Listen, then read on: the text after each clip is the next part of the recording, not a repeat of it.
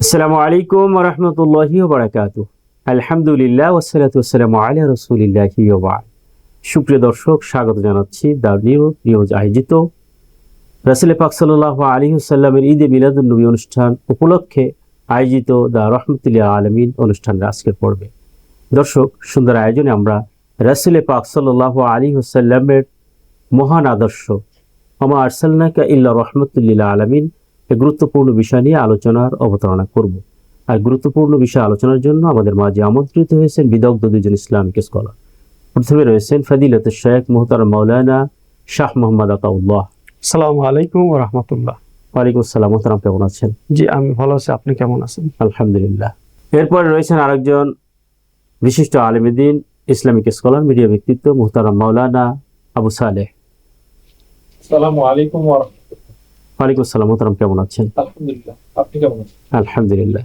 মোহতারাম শেখ, আপনার কাছে আমরা জানবো যে রাসূল পাক সাল্লাল্লাহু আলাইহি ওয়াসাল্লাম তিনি তো রাহমাতুল লিল আলামিন হিসেবে বিশ্ববাসীর কাছে আল্লাহ রাব্বুল আলামিন তাকে প্রেরণ করেছেন। তো কোন সমাজে রাসূল পাক সাল্লাল্লাহু আলাইহি ওয়াসাল্লাম এলেন এবং কিভাবে সমাজটাকে রেখে গেলেন, এ ব্যাপারে যদি বলতেন।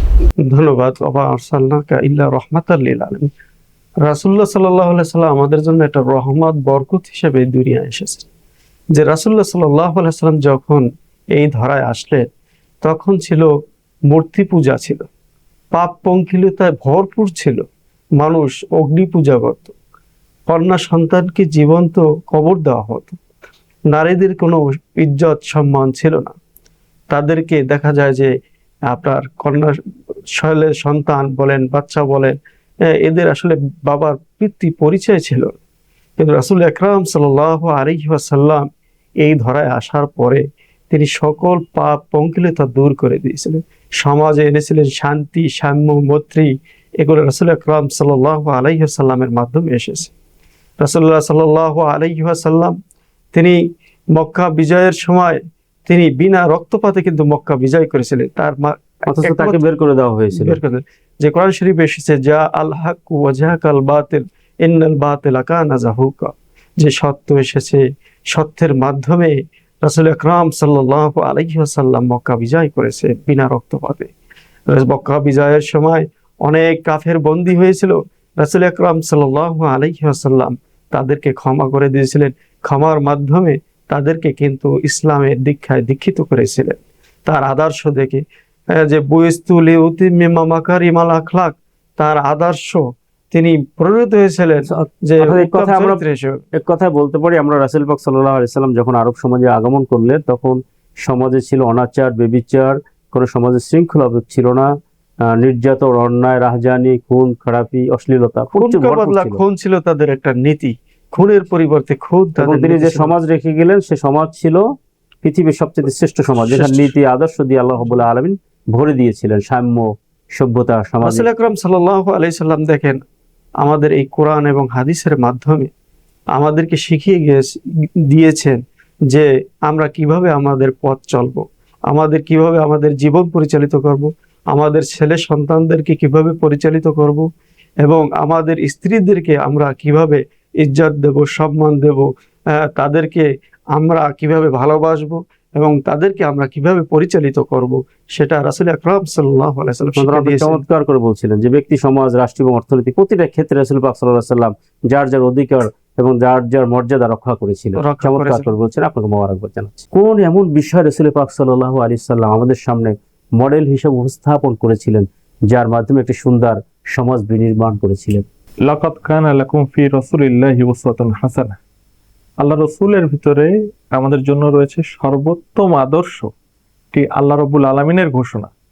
আমরা মাক্কি জীবনে যদি দেখি যে আল্লাহ রাসূল সাল্লাল্লাহু আলাইহি ওয়াসাল্লাম তিনি 570 খ্রিস্টাব্দের 12 রবিউল আউয়াল আগমন করেছিলেন এবং তার বাল্যকালে তিনি কি করেছেন, তার আচার ব্যবহার কেমন ছিল, যার কারণে মানুষ তাকে বলতো আল আমিন আস সাদিক, তাকে মানুষ বিশ্বাস করত, তার কাছে আমানত রাখতো নিজেদের ধন সম্পদ। তিনি এমন বিশ্বাসী মানুষ ছিলেন।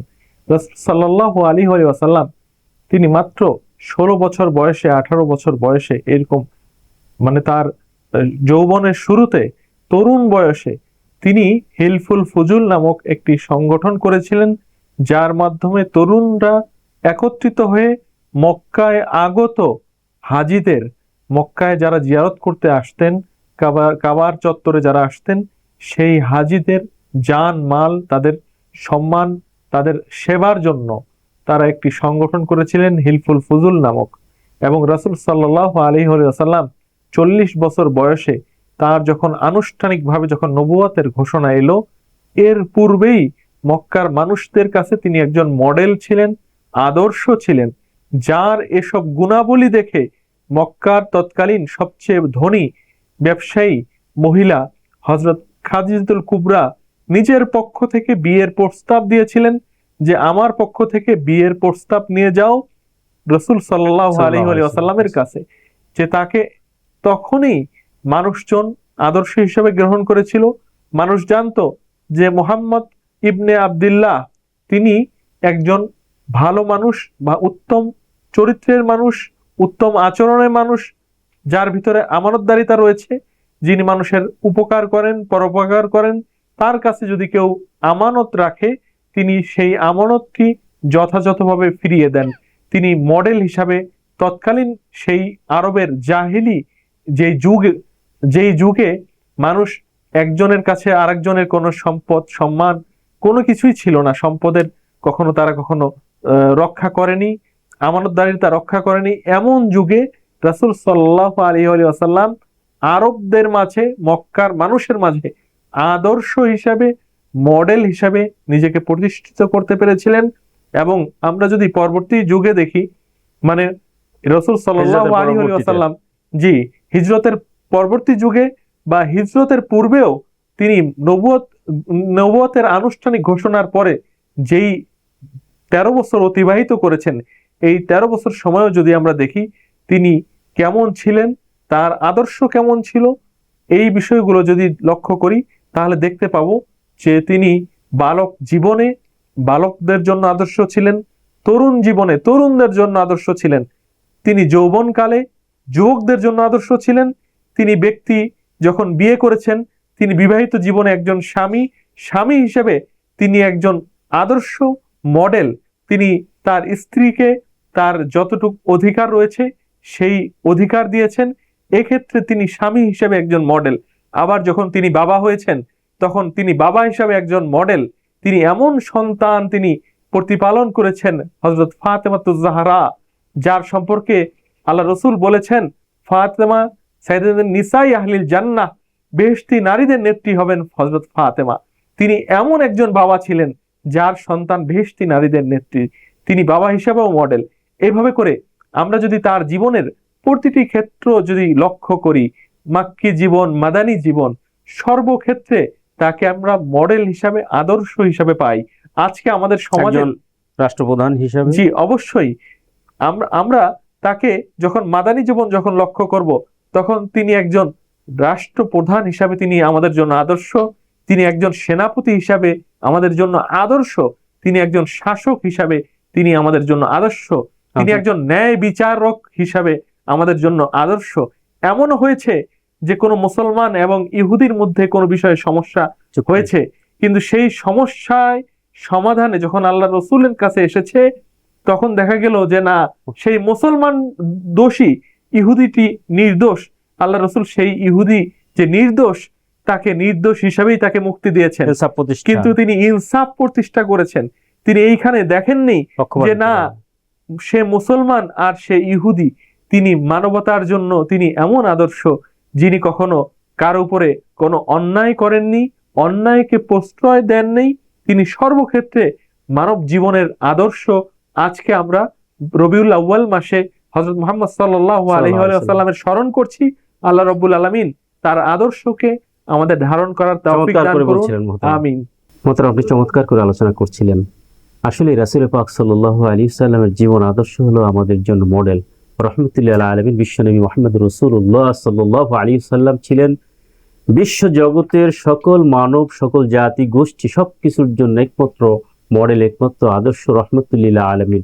আল্লাহ রাব্বুল আলামিন বলছেন আলহামদুলিল্লাহি রাব্বিল আলামিন, এই বিশ্ব জগতের রব হলো, যত জগৎ রয়েছে জগৎ সমূহের রব হলো আমি রব্বুল আলামিন। আর রাসূল পাক সাল্লাল্লাহু আলাইহি ওয়াসাল্লাম সেই সমগ্র জগতের রাহমাতুল্লিল আলামিন। সুবহানাল্লাহ। আল্লাহ পাক সে রাসূলকে কত মর্যাদা দান করেছিলেন। সে রাসূল পাক সাল্লাল্লাহু আলাইহি সাল্লাম যে আগমন করেছেন তখন আরবের যে সামাজিক অবস্থা ছিল, যে বিষয়ে আমরা আলোচনা করেছেন। আসলেই এরপর রাসূল পাক সাল্লাল্লাহু আলাইহি সাল্লাম এমন একটি সমাজ বিনির্মাণ করলেন, তিনি দেখিয়ে গেলেন কিভাবে রাষ্ট্র পরিচালনা করতে হয়। এটা হলো আমাদের রাষ্ট্রপ্রধানদের জন্য আদর্শ। কিভাবে আন্তর্জাতিক চুক্তি করতে হয়, চার্টার অফ মদিনা করে রাসূল পাক সাল্লাল্লাহু আলাইহি সাল্লাম দেখিয়ে গিয়েছেন। রাষ্ট্রের ভিতরে বিভিন্ন জাতিগোষ্ঠী কিভাবে থাকলে সাম্য, মৈত্রী, ভদ্রতা বজায় রেখে থাকতে হয়। তিনি হুদায়বিয়ার সন্ধি করে বিভাবে দেখিয়েছেন বহি শত্রুর সঙ্গে, বহি রাষ্ট্রের সঙ্গে কিভাবে চুক্তি করতে হয়। অর্থাৎ রাসূল পাক সাল্লাল্লাহু আলাইহি সাল্লামকে যদি একই সঙ্গে সেনাপ্রধান, একই সঙ্গে একজন সমর নীতিবিদ, একজন পররাষ্ট্র নীতিবিদ, একজন অর্থনীতিবিদ, একজন রাষ্ট্রপ্রধান, একজন পিতা, একজন স্বামী, অর্থাৎ প্রতিটা ক্ষেত্রে রাসূল পাক সাল্লাল্লাহু আলাইহি সাল্লাম বিশ্ব জগতের, বিশ্ব মানবতার সর্বকালের সর্বশ্রেষ্ঠ আদর্শ। এর চাইতে উত্তম আদর্শ, এর চাইতে উত্তম আদর্শের সমন্বয় পৃথিবীর ইতিহাস আর কখনোই ঘটেনি। একমাত্র রাসূল পাক সাল্লাল্লাহু আলাইহি সাল্লামই হলেন বিশ্ব জগতের, বিশ্ব মানবতার, বিশ্বের সকল জাতিগোষ্ঠী সৃষ্টির শুরু থেকে শেষ পর্যন্ত রহমতুল লিল আলামিন। সুতরাং আসুন সেই রাসূল পাক সাল্লাল্লাহু আলাইহি সাল্লামের আদর্শকে আমরা জীবনে ধারণ করে আমাদের সামাজিক যত বিষয়গুলো রয়েছে সবকিছুর সমাধান খুঁজে নিই। আল্লাহ রাব্বুল আলামিন সেই তৌফিক দান করুন।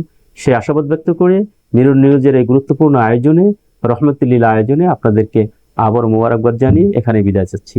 হাযা মা ইনদি ওয়া লা ইলমু ইনদাল্লাহ আলাইহি তাওয়াক্কালতু ইলাইহি উনীব। আসসালামু আলাইকুম ওয়া রাহমাতুল্লাহি ওয়া বারাকাতুহু।